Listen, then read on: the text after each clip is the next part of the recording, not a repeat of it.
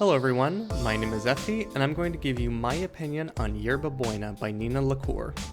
The story follows two women, Sarah and Emily, as they navigate their complex lives and try to find a place for themselves in a harsh society. I'm going to be upfront and say that I did not like this book, so much so that I stopped reading at around page 75. Just be aware that this review will only cover the first quarter of the story and be quite critical. There were three aspects of the book that I strongly disliked. First, the tone and writing style of the book are inconsistent. The first chapter is very dark and explicit, where we see Sarah experience a panoply of trauma. The next chapter shifts to Emily's point of view, which is somewhat more lighthearted, and the writing style feels more like a romance or YA novel. This shift is particularly strange because so many plot points are crammed into the first chapter that it feels like it should have been its own fleshed out story. It's especially strange that the story rushes past all these traumatic experiences given the sensitivity of them. The opening chapter should have been cut entirely or made into its own story with Sarah as the central character.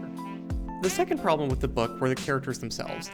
Neither Sarah nor Emily had interests or characteristics that gave them any kind of depth. They were defined only by their trauma, and that is not any kind of meaningful definition.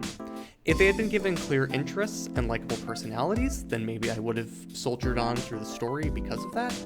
But both these characters come off as impulsive and selfish, which would be fine if the story was self-aware, but it clearly wants me to feel sympathy for them, which just isn't possible given how they act. My final problem is that every male character was either a creep or an emotionally distant dad. Now, I'm not completely ignorant of the type of men that women have to deal with in real life, but did every character have to be that way? In terms of writing, I think it's important that there be at least one decent character to act as a foil against the others, if only to highlight just how terrible they are. And what's worse is how Sarah and Emily sometimes interact with these men. In one scene, Emily agrees to have a client, Jacob, come over to her apartment where they sleep together. We read in Emily's thoughts that she knew this was going to happen, that she was uncomfortable with it, and that she knew it was wrong because Jacob is married and has children. Why did she say yes? Emily had an opportunity to tell Jacob no while they were in a public place in the middle of the day, and would have been a powerful moment for her to turn him down. I think we as readers are supposed to feel like she had no choice but to say yes, but that is not how it presents in the book, and ultimately that choice makes Emily look like a terrible person who is helping Jacob to cheat on his wife. And it was at this point that I'd had enough and decided to stop reading. At the end of the day, I'm really not sure what LaCour's intentions were with the book. Were we meant to sympathize with Sarah and Emily? Were they meant to be caricatures of real-life people like the male characters were?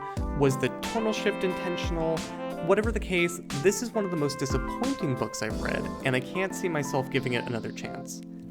Thank you for listening, and have a wonderful day.